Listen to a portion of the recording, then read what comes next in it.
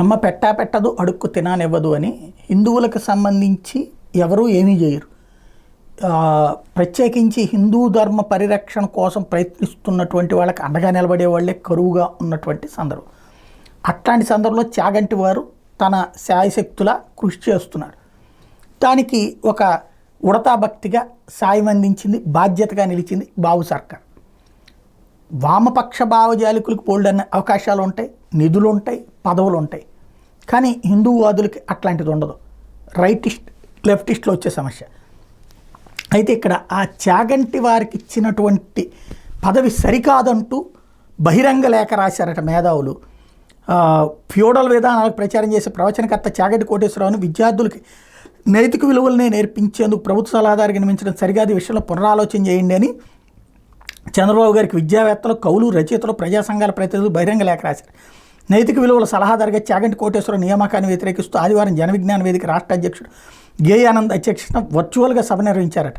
ఏకంగా 72 మంది విద్యావేత్తలు, కవులు, రచయితలు, ప్రజా సంఘాల ప్రతినిధులు పాల్గొని చాగంటి నియామకాన్ని వ్యతిరేకించారట. చంద్రబాబుకు రాసిన లేఖను ఈ సభలో మాజీ ఎమ్మెల్సీ విటపు బాలసుబ్రహ్మణ్యం విడుదల చేశారు. స్వాతంత్ర ఉద్యమం, రాజ్యాంగ విలువలు ప్రచారం చేయాలి, ప్రజాస్వామ్యం, లౌకికవాదం పునాదిగా ఉండే విలువలు ఆధునిక జీవితానికి అవసరం, మన భవిష్యత్ తరాన్ని పురాణ యుగంలోకి మళ్లించడం, మనల్ని ఎక్కడికి తీసుకెళ్తుందో ప్రభుత్వం గుర్తించాలి, సంకుచిత కుల మత ప్రాంతీయ దృక్పథాలకు అతీతంగా భావితరం ఎదిగినప్పుడే మనం గొప్పగా చెప్పుకుంటున్న లక్ష్యాలను చేరుకోగలం, దీనికి తగినట్లుగా మన విద్యార్థిని తీర్చిదిద్దేందుకు పౌరాణిక నీతులు ఎంతవరకు పనికొస్తే ఆలోచించాలని లేఖలో పేర్కొన్నారు. మరి ఇతర మతాలకు సంబంధించినటువంటి విద్యా సంస్థల విషయంలో ఇట్లాంటిది ఎందుకు రాయరు? ప్రభుత్వం డబ్బులు కూడా ఇస్తుంటుంది కదా, వాటిట్లో మరి ఏమన్నా ప్రత్యేకించి ఉంటుందా?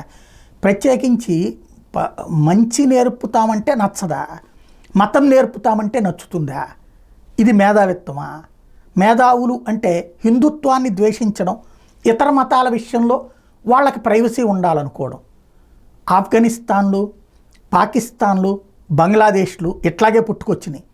చివరికి భారతదేశం నుండి పుట్టుకొచ్చినట్టు పాకిస్తాన్, భారతదేశంలో నుండి పుట్టుకొచ్చినట్టు ఆఫ్ఘనిస్తాన్, భారతదేశంలో పుట్టుకొచ్చినట్టు బంగ్లాదేశ్లో. మరి అక్కడైతే ఇట్లాంటి నాయకులు ఎవరు ఉండరే? ఎందుకని? నరికేస్తారు అక్కడ. అదే మన దేశంలో వచ్చేటప్పటికి విలువ ఇస్తారు. ఆ విలువకి వలువలు ఊడతీసి ఇట్లాంటిది మీకు నచ్చలేదు లైట్ తీసుకోండి, బతిలాడట్లేదు కదా ఎవరు కూడా. హిందుత్వాన్ని గురించి మీకు నచ్చాలని రూల్ ఏం లేదు.